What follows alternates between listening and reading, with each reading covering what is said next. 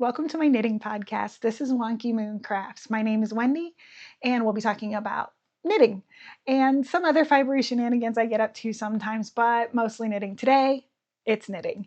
I will talk about my finished objects, what works in progress I have, any other fibery related or topics we may get up to.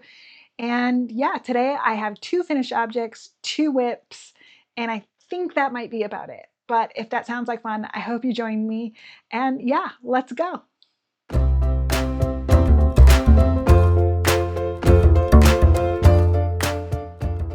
So first up, my finished object. Well, one of my finished objects. That is also what I'm wearing. This is my Underlace top designed by Lily Kate France.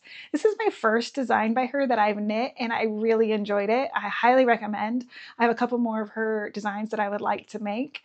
And yeah, the yarn is by Wool and Vinyl, which I also recommend. I really liked it. When I had saw this top originally, I had wanted to make it.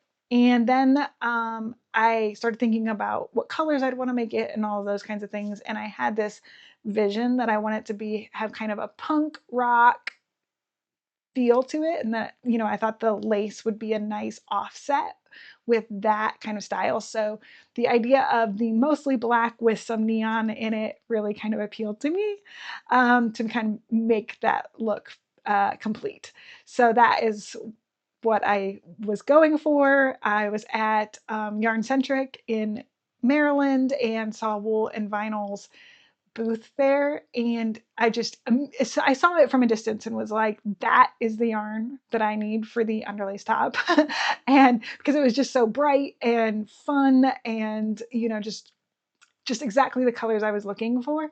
So yeah, I picked these out. I mostly had in mind that it would be pretty much a bright pink and like a bright teal to go with the black to really offset each other.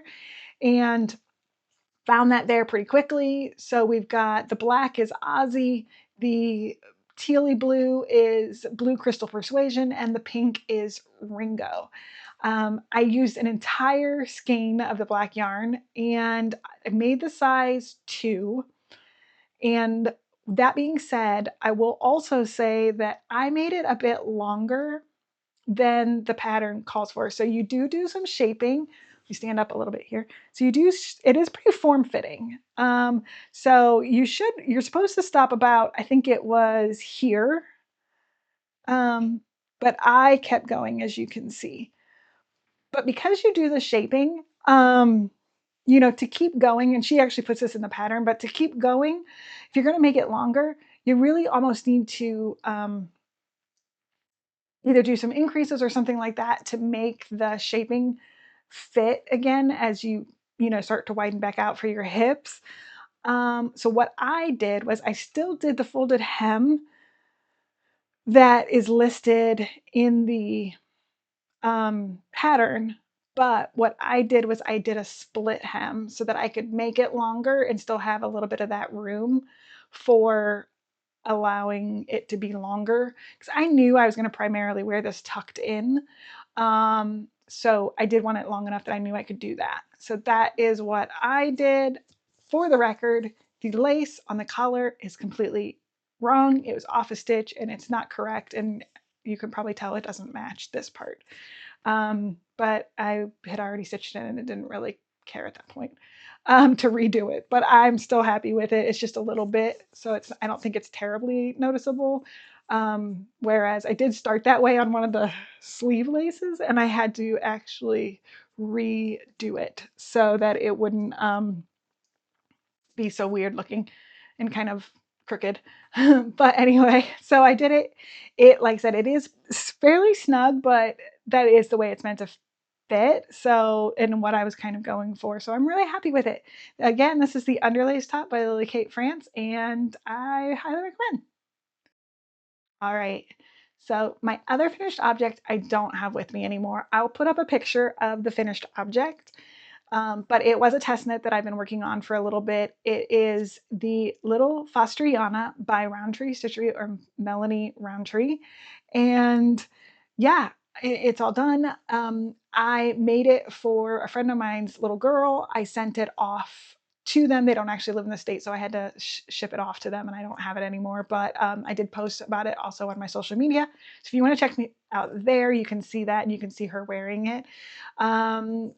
It is on TikTok and Instagram and Facebook. I go by Wonky Moon Crafts. So the yarn I used for that was the Pearl Soho linen quill. These are the main colors I used. So this is the main color of the body.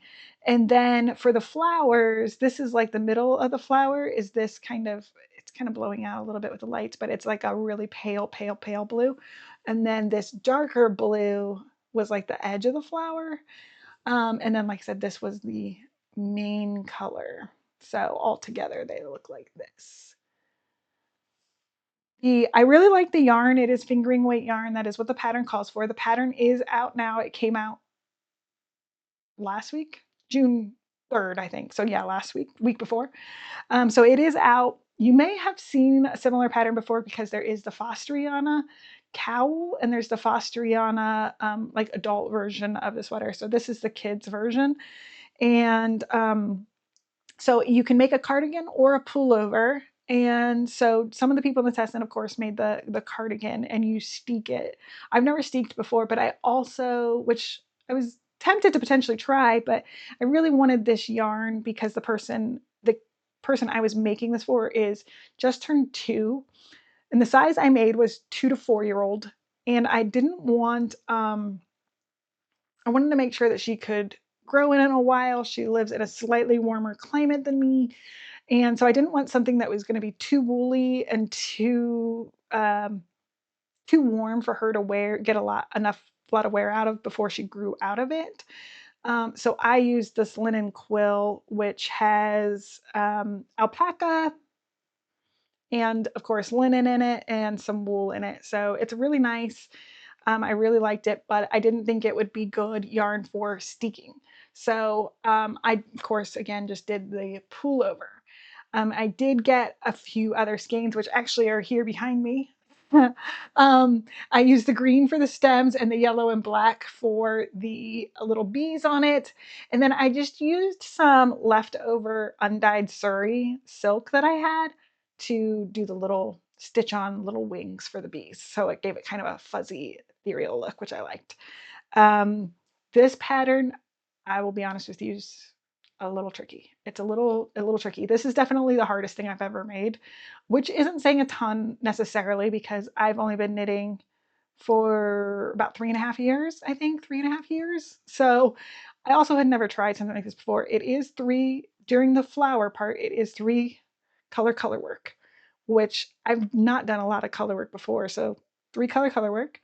And then on top of that, you are doing a bit of cabling as well, which I've done some cabling before, but again, not a ton, but that wasn't as concerning to me as trying to get the 3 color work, which I feel like by the end, I started to really kind of get down how I went about it and what I was doing. At first, it was pretty daunting.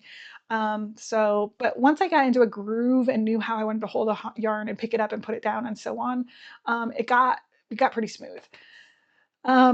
So if you decide to make this and if you feel like a little bit of a challenge, it's not a lot of a challenge, but a bit of a challenge, and you do want to, there is written instructions and charts, so you can look at either one that works for you. There's lots of videos in the pattern to help you through, the different techniques. Because I learned a lot of different techniques in this. I will say that. I learned a lot of new things that I had never done before. So what so I do think that it's definitely doable. It's possible. It's a kid's sweater, so it's not obviously, especially just depending on what size you're picking, you're not necessarily doing an extensive amount of it, but you do need to understand what you're getting in for. So that being said, I would highly recommend that you maybe make the cowl first, or definitely make a decent sized swatch. I made one with like 3 flowers on it, but honestly, I wish I would have made probably more than that, or done maybe a couple swatches. So that way, when I got to it in the sweater, I was a little bit more versed in how I was going. Cause like you do the body and then you do the sleeves.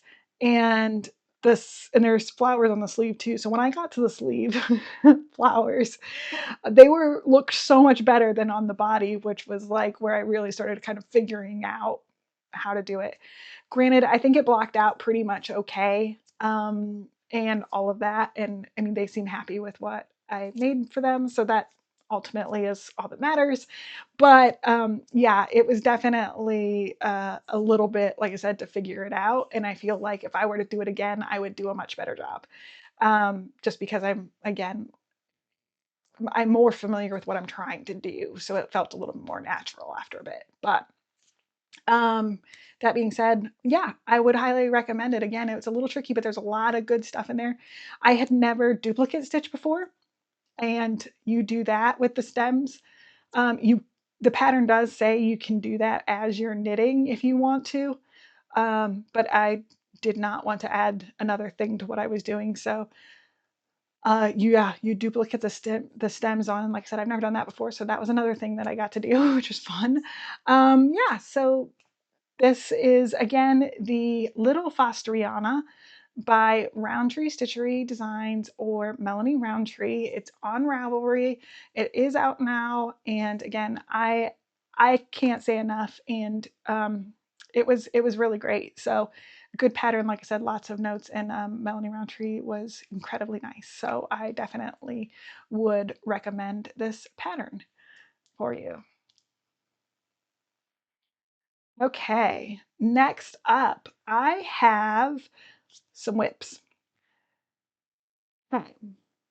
First off, I don't have a ton on this, but I will show this. And I have a few whips that have kind of keep getting put by the side, especially while I'm like seasonally kind of changing what I'm trying to focus on. So that being said, my kind of long-term whip here that I have going on is the um, Juno Tee that I'm modifying into a dress. I've made a Juno Tee before. That's by Sari Nordlund, and I used Equinox Sports and but from Magpie Fibers yarn, and I'm using their yarn again in a different colorway, but I'm making, like I said, a dress version, which, like I said, is not a pattern. It's just I'm just extending the tank. Basically, took the tank pattern, made it, and now I'm extending it, doing some decreasing for my waist and then doing some increasing for my hips, and I'm going to continue that down. So this is where I'm at right now. And yeah, I've started doing some increasing for my hips. So I don't know if you can see that it does kind of go in a little bit and then it comes back out a little bit. It's not too far yet.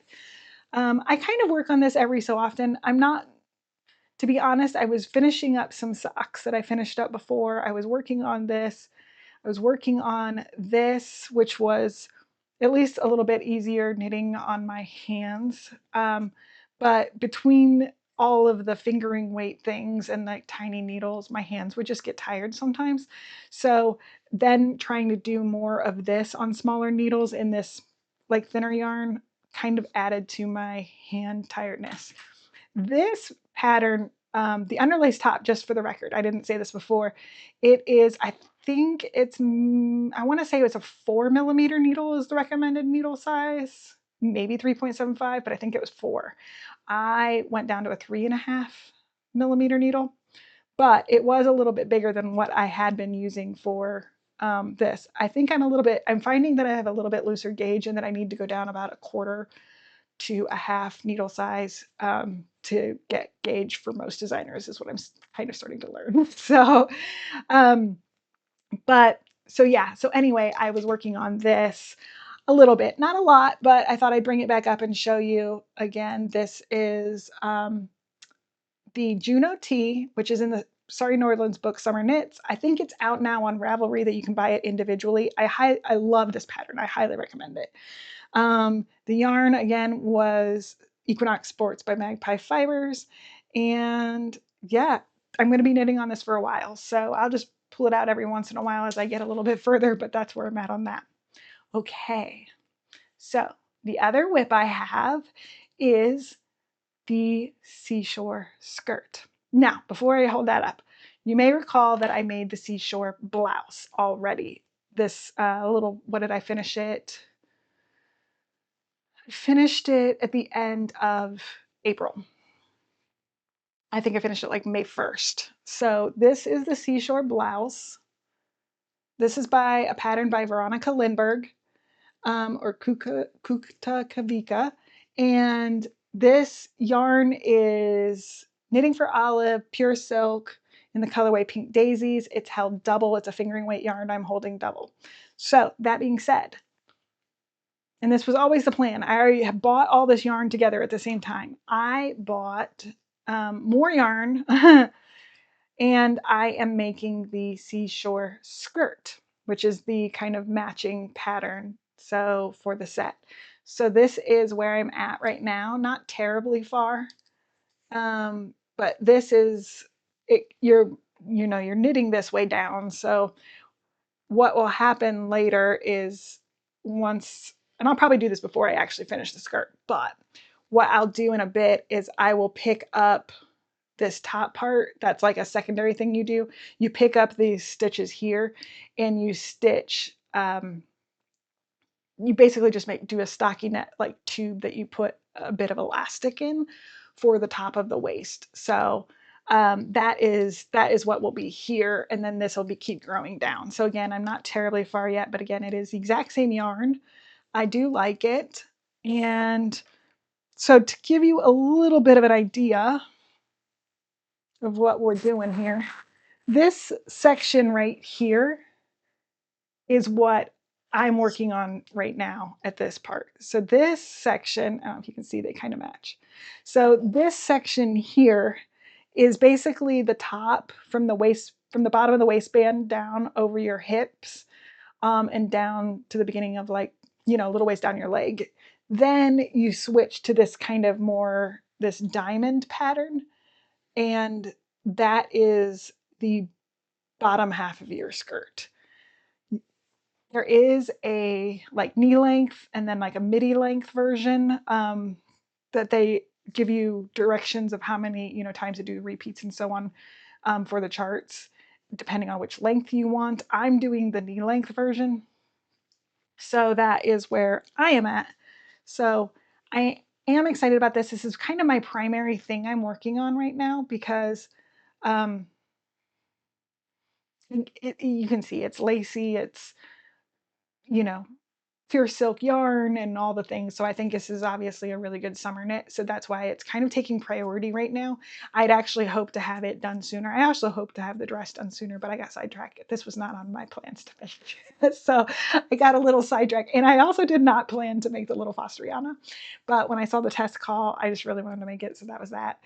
But all of that to say, I am working on the Seashore skirt as kind of like my primary thing I'm trying to get through, because I really think that will be something, as once we get into July and August and it's a lot hotter, that I'll get a lot more wear out of that than, I don't really want to finish it as we go into winter. I'd like to get it finished and get some wear out of it now.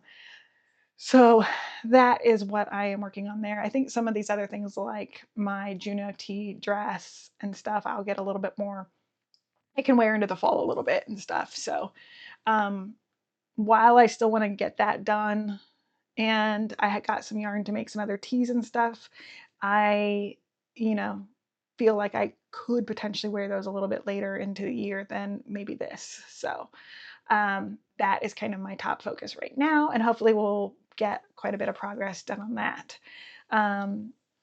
So far, I loved the Seashore blouse pattern, and the skirt honestly is more straightforward and easier because you don't have the sleeves, you don't have the neckline, you don't have some of those extra things.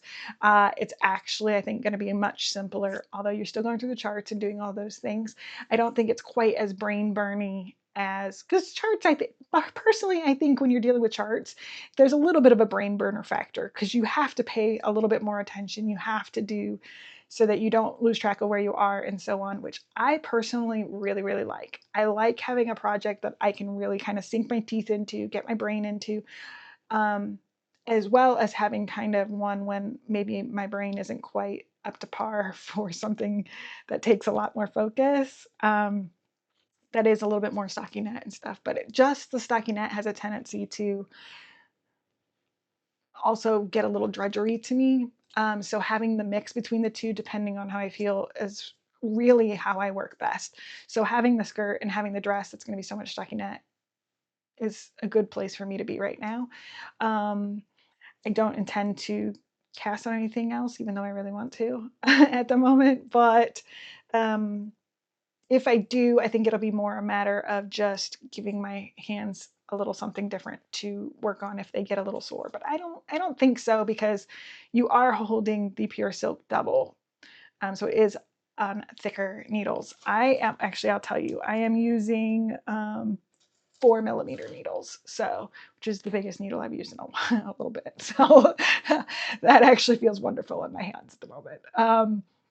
Yeah, so that's what I'm working on and where I'm at. Like I said, I have a few other things that I have got, and yarn and stuff. I have several, I have enough projects planned out and literally have the yarn here to keep me busy for quite a while. So I know I've talked about a few different things. Like I said, I have a few different whips that I've started, and I do fully intend to get back to all of them and use all that yarn. And I'm excited for all those projects. But you know, I can only do so much at once. So that's where I'm at right now. That being said, does anybody else ever feel like sometimes I get a little overwhelmed, honestly, with all the things I want to make? Like it's so hard for me sometimes to choose what to work on or what to start, you know, and so on, like what project to start next, because I get a little bit like, I don't know if overwhelmed is the right word. I get a little maybe FOMO's the right way to say it. Like I get a little bit of like, I want to make it all. I want to work it out all. And sometimes I find myself getting a little bit like almost like I can't move forward because I can't set like, because I want to make it all and I know I can't. So figuring out what to actually work on or to start sometimes is actually a little bit of a hurdle for me. So I don't know if anybody else feels that way, but I do sometimes for sure. Of course, I keep casting things on and just keep going, but I always have that little bit of like a, almost like I have a little trouble starting because I just don't know. I want to start everything, and picking something is hard then. But maybe that's just a me problem. So hopefully it is. Hopefully you don't suffer from that. But if you do, I relate and I'm here with you. We'll get through it together. But that's all I have this week. Just a few things. And I think for the next things, episodes, I do have my very busy time is coming up for work. So I think my next episode will probably be, I think I might actually do a recap of my outstanding whips, because I have not shown all of those, or I've made progress on some and just haven't shown them because it's not, you know, a significant amount of progress or whatever it is. So I would think I might show those. So that way I can do that before I get busy and have something to come out for you guys. But again, I do try to post every Wednesday for Whip Wednesday on TikTok, Instagram, and YouTube Shorts. I also and Facebook, um, as well as, you know, just some fun things here and there. Again, that is at Wonky Moon Crafts on all of the platforms. It's just at Wonky Moon Crafts. So thanks for joining me. I hope you had fun. I hope to see you next time. And yeah, I'd love to hear what you're making, what you're excited about. Please feel free to comment below. And also, let me know if you also sometimes get a little overwhelmed trying to decide what to start next, because there's just so many things. I'd love to hear from you. All right, have a great week. Thank you. Bye.